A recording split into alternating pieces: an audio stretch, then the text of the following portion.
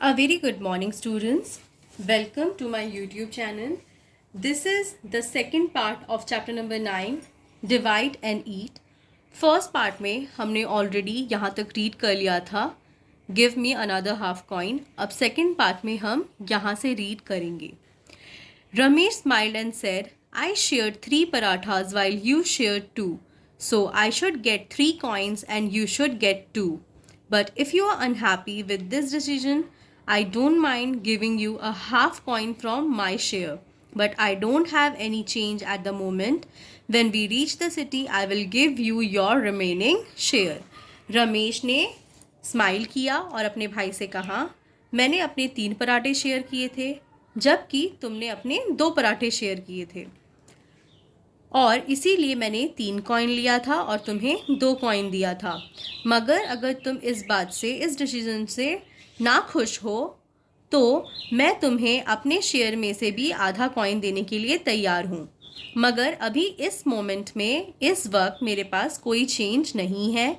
जब हम दोनों शहर पहुँच जाएंगे मैं तुम्हें अपने शेयर में से भी आधा कॉइन दे दूँगा। But Suresh was in no mood to wait. मगर सुरेश वेट करना नहीं चाहता था। I want my half coin right now, he demanded. उसने कहा, मुझे अभी मेरा हाफ कॉइन चाहिए। Ramesh went to another traveller who was dozing under the tree and perhaps listening to their argument. तब रमेश उस पेड़ के नीचे एक और ट्रैवलर डॉजिंग मतलब लेटा हुआ था और उनकी बातें सुन रहा था। उनकी जो आर्ग्यूमेंट्स हो रहे थे, झगड़े हो रहे थे, वो ट्रैवलर सुन रहा था। When Ramesh asked him for change, the man said, I have heard everything. You cannot get 3 coins.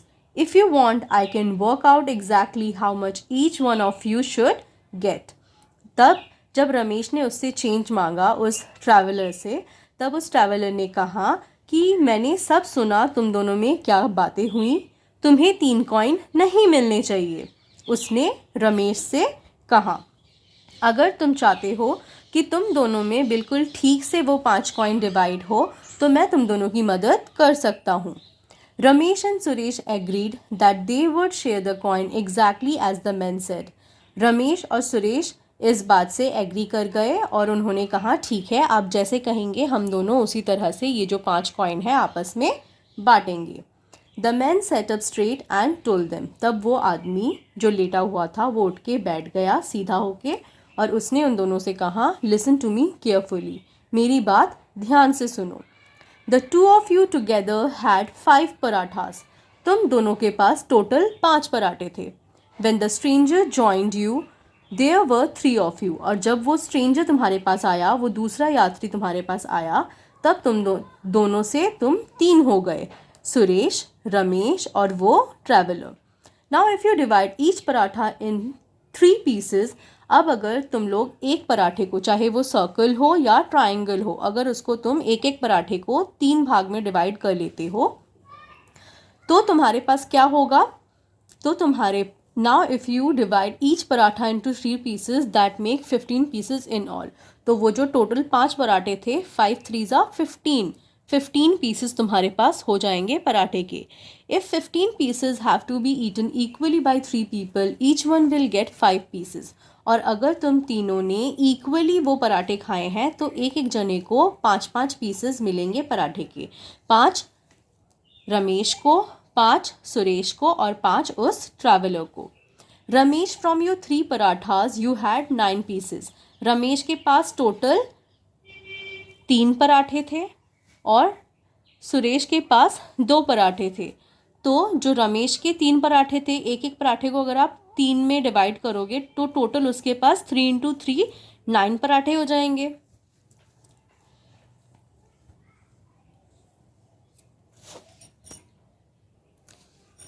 Of which you ate 5 and give the stranger 4।